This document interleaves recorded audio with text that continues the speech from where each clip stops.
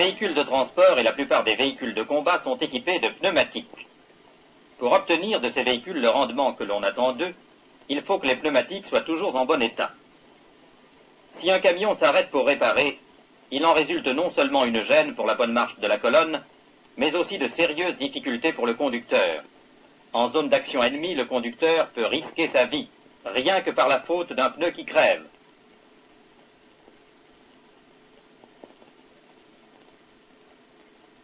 Cependant, si les pneumatiques sont bien entretenus, les crevaisons seront rares.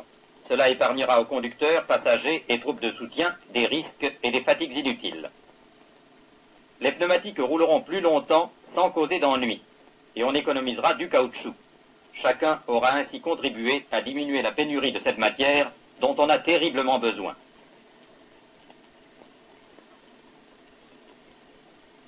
Lorsqu'on sait comment un pneumatique est constitué, on comprend facilement l'utilité d'un entretien correct.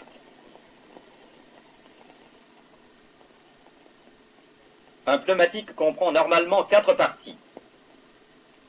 La chambre à air, qui renferme l'air sous pression, supportant le poids du véhicule. L'enveloppe qui contient la chambre et la protège.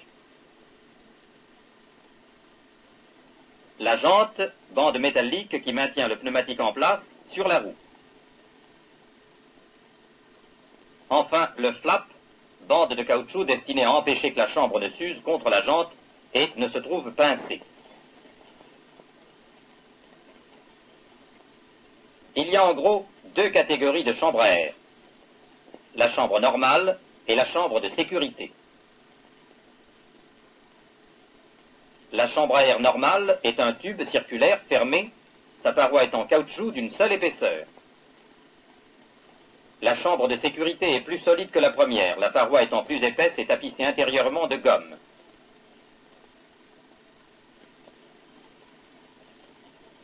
Toutes les chambres étant faites en caoutchouc souple, elles sont fragiles et s'usent facilement. Aussi, quand on monte un pneu, il faut que l'intérieur de l'enveloppe soit propre et sans aspérité. On gonfle la chambre à air par une valve. L'étanchéité de la valve est assurée par un joint conique en caoutchouc monté dans le corps de valve, qui adhère à la paroi du corps de valve, et par une petite rondelle en caoutchouc qui est pressée contre une cuvette métallique par un ressort.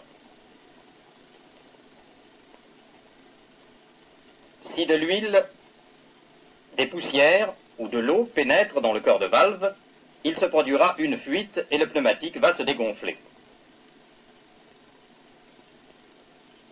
Le chapeau de valve maintient le corps de valve propre et assure une deuxième protection contre les fuites, à condition qu'il soit bien vissé.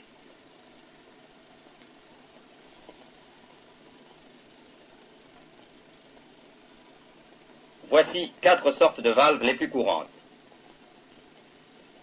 La valve en caoutchouc montée sur les chambres à air de voitures et de quelques camions légers. La valve coudée en métal.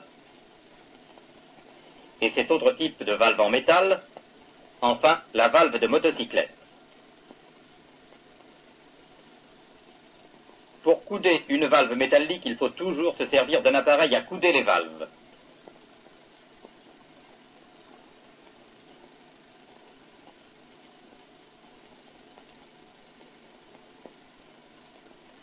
Une enveloppe comprend 5 parties principales. Les plis de chaîne et de trame. Les matelas, les tringles et la bande de roulement. Les plis de chaîne sont des nappes de fil très résistants, recouverts de caoutchouc, qui supportent la pression intérieure et les chocs de la route. Leur nombre et la grosseur des fils dépendent du type de pneu. Les plis de trame sont aussi des nappes de fil recouverts de caoutchouc, mais les fils sont plus espacés. Les fils de trame répartissent les chocs de la route sur une plus grande surface. Le nombre de nappes de trame et la dimension des fils varient suivant le type de pneu.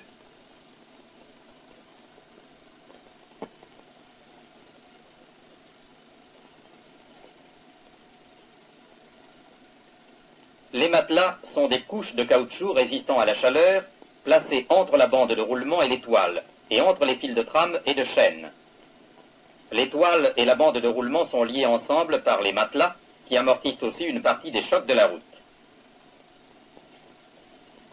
Les tringles sont des câbles circulaires en acier recouverts de caoutchouc. Elles maintiennent l'étoile, empêchent l'enveloppe de se distendre et de se déjanter.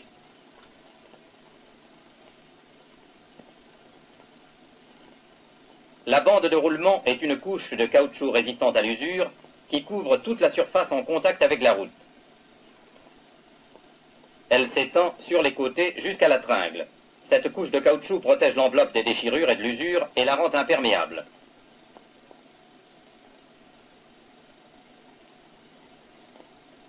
La bande de roulement porte des sculptures augmentant l'adhérence lors du démarrage, pendant la marche, dans les virages,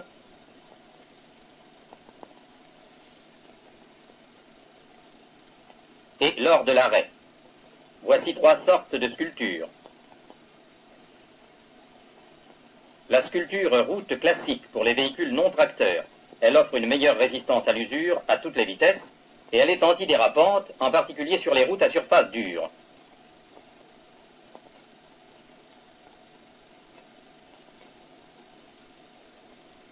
La sculpture non orientée pour véhicules tracteurs. Elle a une adhérence meilleure sur terrain gras, sur les routes improvisées et en dehors des routes. Elle résiste bien à l'usure sur les routes à surface dure. On peut la monter dans un sens ou dans l'autre.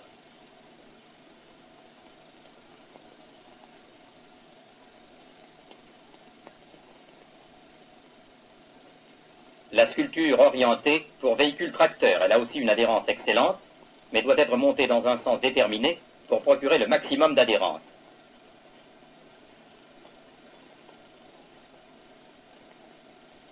Voici les 3 principaux modèles de jantes. La jante à base creuse pour les véhicules légers. C'est un anneau de métal comportant une gorge profonde pour faciliter le montage et le démontage. La jante à base demi-creuse comporte une gorge peu profonde et un segment démontable qui se place dans la gouttière de jante.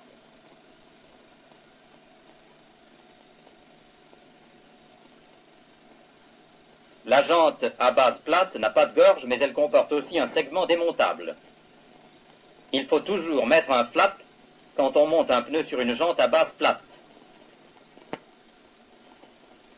Une enveloppe destinée aux véhicules de combat comporte les mêmes éléments qu'une enveloppe classique, mais elle est beaucoup plus solide. Les parois latérales sont plus rigides. Les nappes sont plus fortement matelassées et plus espacées. La surface intérieure est tapissée d'une épaisse couche de caoutchouc qui résiste même quand le véhicule au combat est obligé de rouler à plat. Le diamètre intérieur de ces enveloppes étant plus petit, il faut des chambres spéciales. La dimension inscrite sur la chambre est la même que sur l'enveloppe, avec en plus le mot combat. Chaque pneu de combat est fixé à la jante par une bande de blocage. Cette bande se place entre les tringles et maintient l'enveloppe contre la jante. Ainsi, quand le pneu est dégonflé, cette bande l'empêche de glisser sur la jante ou de se déjanter.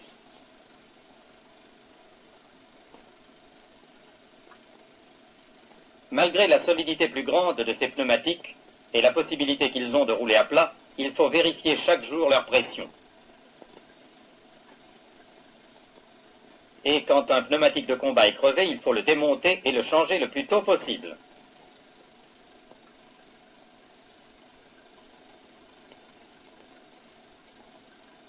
Connaissant ces quelques principes, vous pouvez vous rendre compte que chaque pneu, quel que soit son type, ses dimensions ou son utilisation, doit être correctement entretenu. Vous utiliserez ainsi le matériel d'une façon normale, tout en diminuant les risques pour le personnel. Enfin, en prolongeant la vie des pneumatiques, vous contribuerez à diminuer la consommation du caoutchouc, toujours rare en temps de guerre.